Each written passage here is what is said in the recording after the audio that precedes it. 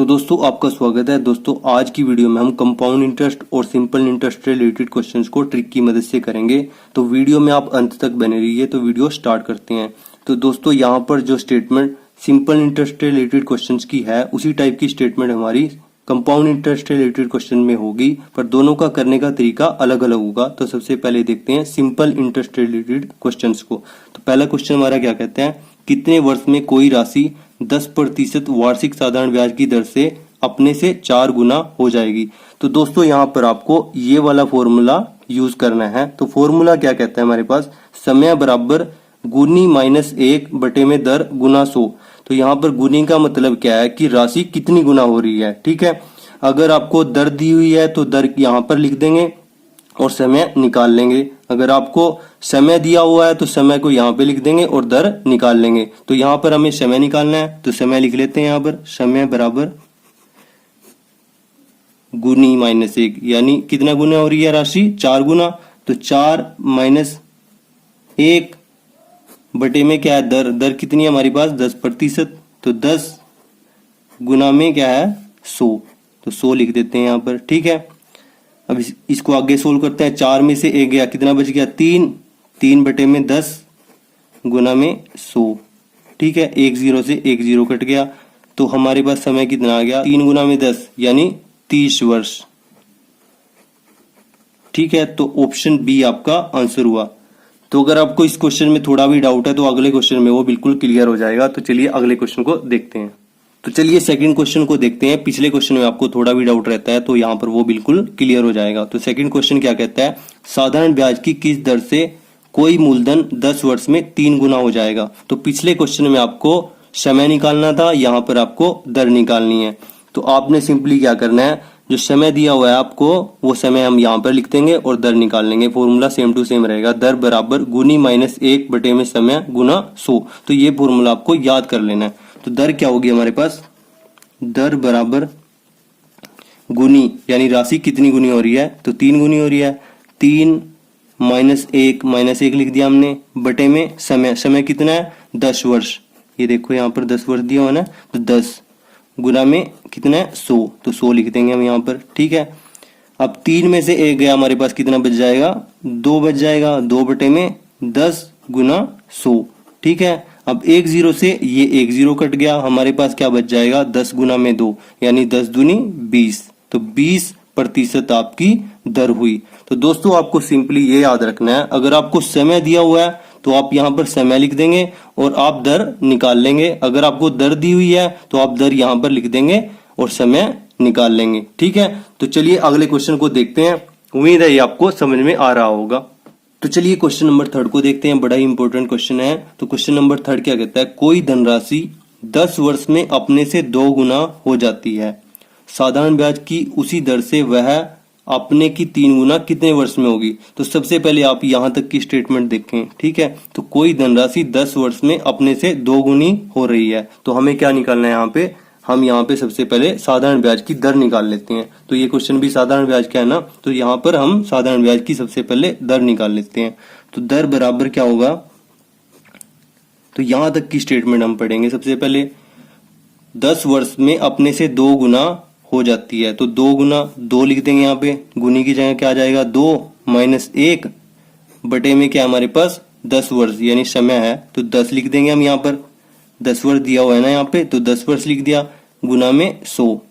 ठीक है, तो यहां से हम क्या निकाल लेंगे, सबसे पहले दर निकाल लेंगे। तो 1 आ जाएगा, 2 माइनस 1 हो जाएगा, बटे में 10 गुना 100। ठीक है, 1 0 से 1 0 कट गई, तो हमारे पास दर कितनी आई यहाँ से 10%। ठीक है, अब आगे देखते हैं, साधारण ब्याज की उसी दर से वह अपने की 3 गुनी कितने वर्ष में होगी। अब दर हमारे पास ये आ गई, अब हमें क्या निकालना है, समय निकालना है। तो समय क्या होगा कि कितने वर्ष में वह राशि 3 गुना हो जाएगी। तो समय क्या होगा हमारे पास, बस यहां से उलट देंगे, दर नीचे आ जाएगी, समय यहाँ पे आ जाएगा। ठीक है, तो गुनी कितनी गुनी हो रही है 3, तो 3 माइनस 1 बटे में, तो यहाँ पर बटे में क्या आ जाएगा हमारे पास दर आ जाएगी, क्योंकि हमें समय निकालना है। तो दर हमारे पास कितनी है 10%, 10 हम यहाँ पर लिख देंगे। ठीक है, गुना में क्या आ जाएगा 100। ठीक है, तो इसको आगे सोल्व कर लेते हैं। 3 में से एक गया, हमारे पास कितना बच जाएगा 2/10 गुना 100। ठीक है, तो 1 0 से 1 0 कट गया, हमारे पास कितना जाएगा 10 गुना में 2 यानी 20 वर्ष। तो इस क्वेश्चन का उत्तर क्या होगा हमारे पास 20 वर्ष। ठीक है, तो चलिए एक बार इस क्वेश्चन को देख लेते हैं कि हमने इस क्वेश्चन को कैसे सोल्व किया। तो कोई धनराशि 10 वर्ष में अपने से 2 गुना हो जाती है। तो सबसे पहले हमने यहां तक क्वेश्चन को पढ़ा और दर निकाल ली। ठीक है, फिर साधारण ब्याज की उसी दर से वह अपने से 3 गुनी कितने वर्ष में होगी।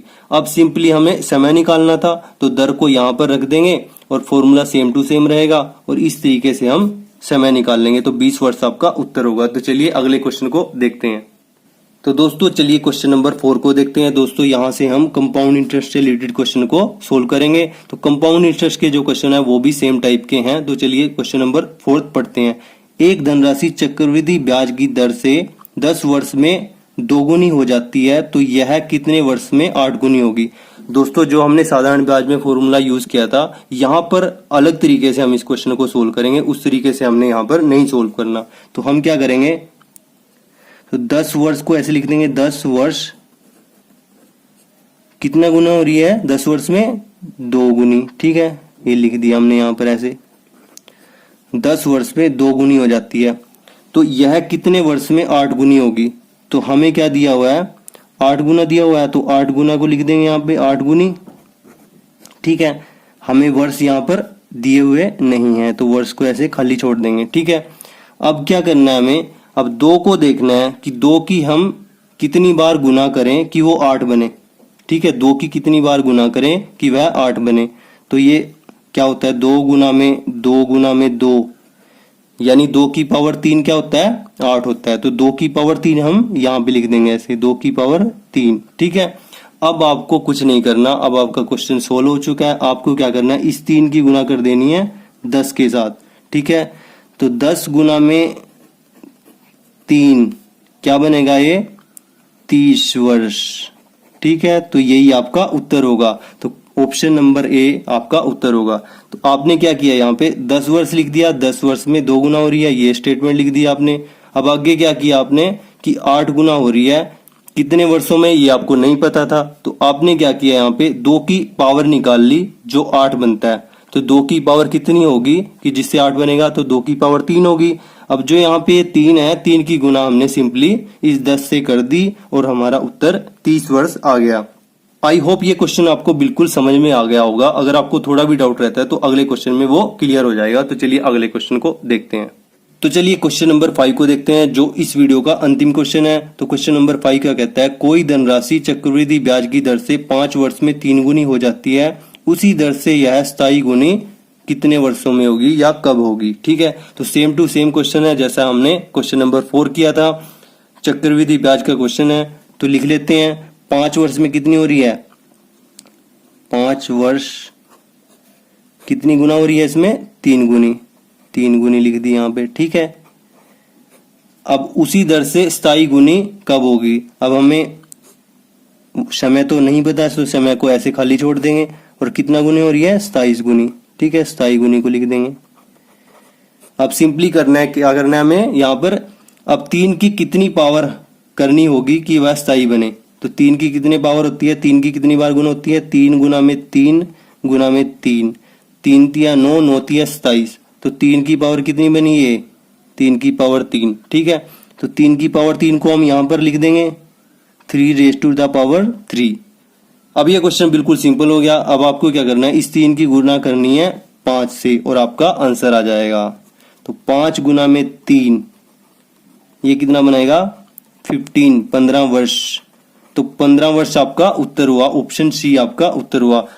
दोस्तों आई होप कि ये क्वेश्चंस आपको साधारण ब्याज के और चक्रवृद्धि ब्याज के जो क्वेश्चन मैंने कराए हैं ये आपको समझ में आ गए होंगे। अगर आपको फिर भी कोई डाउट है तो आप कमेंट बॉक्स में पूछ सकते हैं। दोस्तों आपको जो क्वेश्चन यहाँ पे शो हो रहा है वो क्वेश्चन आपको करके कमेंट बॉक्स में आंसर जरूर देना है। अगर आपको ये वीडियो अच्छी लगी तो वीडियो को लाइक करें, दोस्तों के साथ शेयर करें and thanks for watching this video.